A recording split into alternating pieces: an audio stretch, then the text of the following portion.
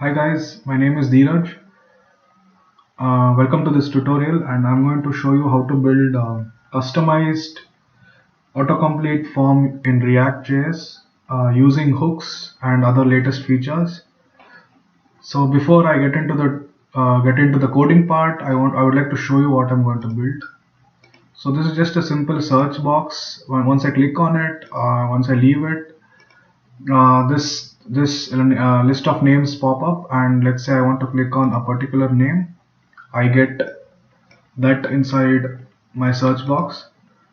Now let's say I want to search for a particular name by typing it, and you can see that it's an autocomplete form, but I'm not going to use any package here. I'm directly going to code the entire thing out. I'm going to use the code sandbox, and I'm going to explain step by step why I used everything, why and how everything works. Because I've seen a lot of tutorials who do not explain clearly, and I know for a beginner it is quite difficult to understand when to use state, when should I declare a state, and all these beginners problems. So I'll try my best to explain, and let's start with the tutorial now. So first thing that I'm going to build is that I'm going to build a search box. So let me start off with an input tag here, input tag, which is going to have a placeholder which can be named as mm, which can be named a name as search name. You can name it anything you want, search name, and then it is as simple as that.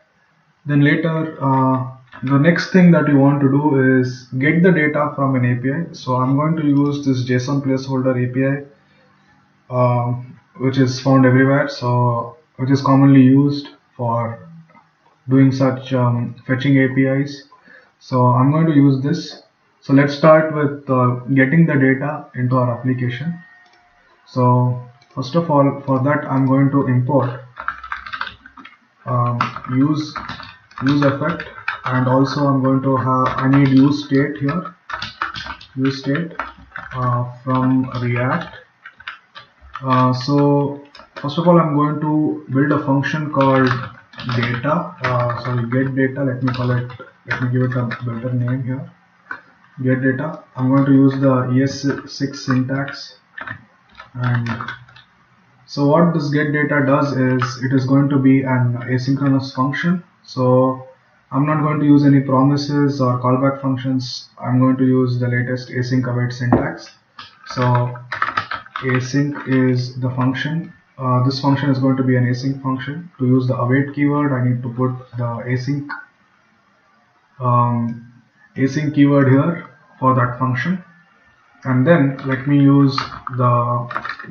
create another variable to store that fetch data. Let me call it result, uh, JSON result, and I'm going to call it as I'm going to wait for this by using the fetch function, and I'm going to type this URL in here, and that will give me one part of the data. But then with the help of that data, I can get my list, or let me call it result, and I'm going to await and JSON result.json, so that I get the array here. Now what I'm going to do is I need to use states here. So first of all, instead of defining every state that I'm going to use for this application, I'm going to explain why you need a particular state, because that's going to be very important. Let's not get confused. So first of all, what is a state, and why do we use state here? What is states in React? Why do we need it basically? So just keep one thing in your mind, that states are variables that help us hold a particular value inside it. So when you use useState, we we are basically using a variable which holds a particular state, and based on these states, values are rendered on the screen. So we need to define a state, and based on these states, we sort of render the values on the screen of this component. So that is what it is. So then let me demonstrate by explaining you on the code itself. So I'm going to use the useState function, which is going to and I'm going to use the normal way of doing things, that is destructure them. So first thing I'm going to do is I'm going to define a variable called data and set data, and initially this is going to be an empty array. Now what I'm going to do is, whatever result that I fetched here should be placed inside this state, that is this empty array. So how do I do that? That is why I'm going to use set data, which is going to be my current state value that is stored inside this variable. It is going to be an empty array. Now if I want to add something to it, I'm going to, with the help of this function, which again takes the latest state and adds it into this variable. So this is basically a function, and this function is going to take result. So now whatever array that is returned from this fetch API is going to get stored in the data. That is why we are going to use this. So as I said, states are used to store values that is going to get rendered in the data in the screen. So, and then let me use the use effect here. So as soon as my application loads for the first time, I want this data to get stored inside my data variable. So for that, I'm going to add an empty array here. So before you get into this part, you must learn how to write and learn the syntax and learn the basic usage of useEffect and useState, and then this tutorial will be very useful for you, because I'm just showing you where exactly we can use state and useEffect, and this tutorial is a very good example for that. That is why autofill is a very common interview question. Now let's start with useEffect, and then I'm going to so as soon as the component loads for the first time, I'm going to call get data here. So what this function is going to do is, when the component loads for the first time, I'm going to call this function, and this will set the data into this variable which is defined inside a state. Now the first part is done. Let's verify if we are getting this data here. So what I can do is, I can do a console.log result here. Here you can see I'm getting all the JSON data from this API. Now so that finishes the first part. The second part is, I want these names to get displayed on the screen. So there comes, so that is why I'm going to use another state called display and set display. You can name it anything you want, use state, and this is going to be false. It's going to be a boolean value. So what my plan is that first of all, this before I explain this, I just want this data to the names of the people to be below this. So how do I do that? because this data is already present in this array. So it is very simple. Let me just define a main here. I don't want to sort of use divs everywhere, so I'm going to use main here, and inside main I want to render JavaScript. It's going to be data.map. I'm going to map because it's a array list of objects. So I'm going to use the map function, which is an inbuilt function, which is very useful. I'm going to match each item, and I'm going to return each item into my list, and now I'm going to create a div to display every item. So here what I'm going to do is I'm going to write item.name inside curly braces, of course. Now you can see that the names are displayed. So the first part is done. Now I'll refresh this page and see what the error is, if there is any. So here I'm going to get a warning. So this is because you want a unique key value whenever you are mapping something. So I'm going to write item.id because this API also provides an ID. And let me refresh, and I think everything should be fixed. Yes. And the second part is going to be, when I click on this item, I want the names to get displayed. I don't want it to be hanging below all the time. And when I again click on this, the items should get disappeared. That is why I'm going to use this state with boolean value in it. And when I click on this particular item, so let me walk you through this. So if I want to click on this particular item, I need to go to this input tag and write onClick is equal to whenever I click on that particular item, I just want to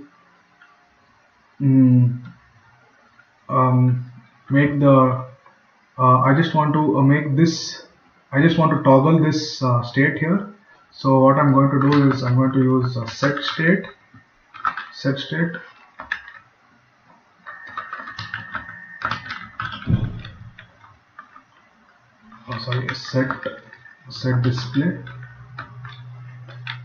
display as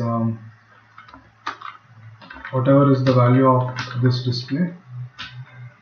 So when I click on this, and so now what I'm going to do is I'm going to render that. So if the display's value is true, only then I want to display the list. This is very simple.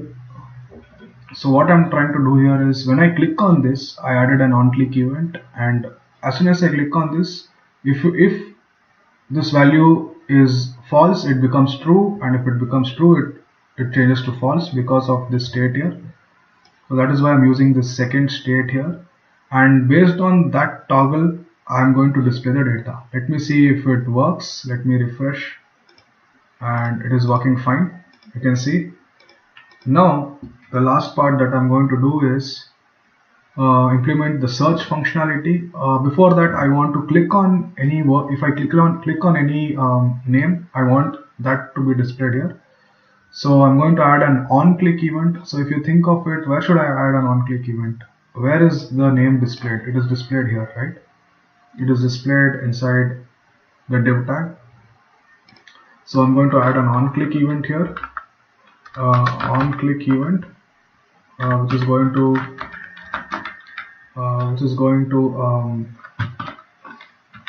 run another function, which is going to be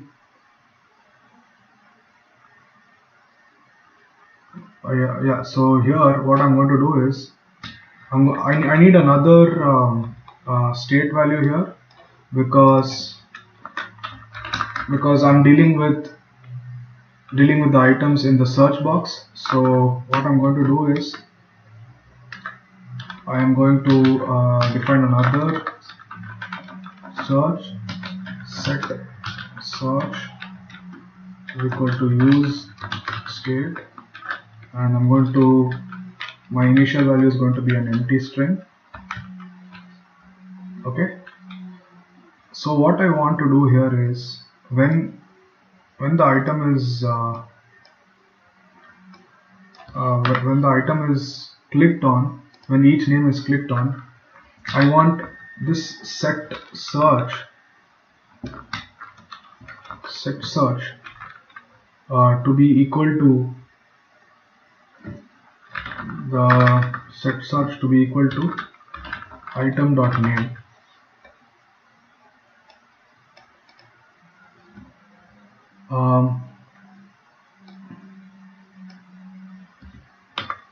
Let's see what is the error here.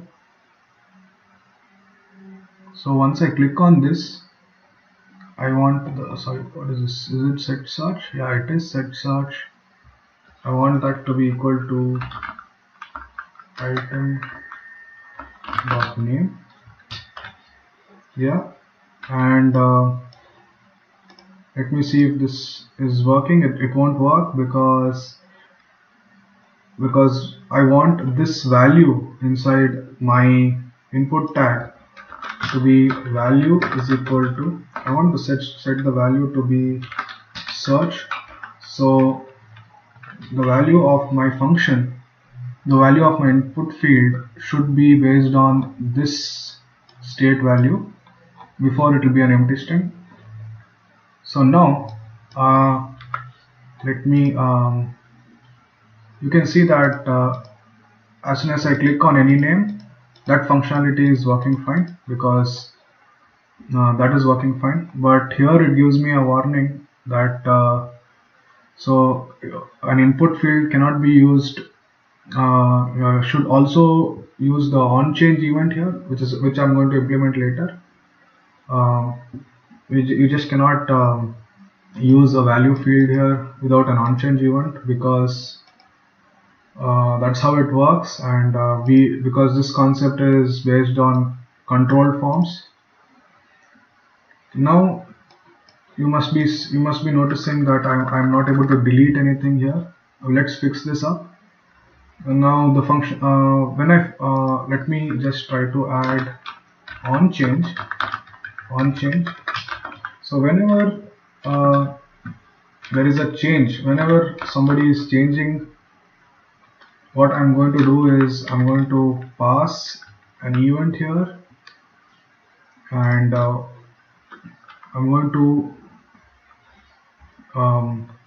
make the set, I'm going to set that value into, the search search state. So what I'm going to do is e.target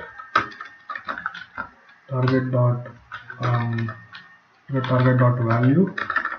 For that, let me put this inside the set search target dot value. This is a very important concept, guys, controlled forms. So now I think I'll be able to show you. Yeah, now if you see, I'll be able to delete. Now the final functionality is going to be the search functionality, which is a little tricky, but you must know a couple of inbuilt functions in JavaScript. But there are many ways to do it. I'm going to show you one way. So now see, while building these applications, we have used 3 state values and a use effect. So that is how we have to build our application. We just can't think about it when we are building the application. We need to go with the flow and think logically and succeed in it. So let me sort of build the third functionality, which is the search functionality. So for this search functionality, what I'm going to do is, so whenever I'm hitting some name, the value of this search field, value of this input field is going to get set in this search function, right? This is what is happening in OnChain. So let me take the advantage of that, and let me use a filter here. And what this filter does is it gives you back an array again, um, a filtered array again. So what I'm going to do is I'm going to use another callback function here. So item, I'm going to use item. So I'm going to iterate through the data. So item dot name dot, sorry, this cannot be item, yeah, item dot name, which is going to list out all the names, and then I'm going to use, with the help of this name, I'm going to make it to lowercase,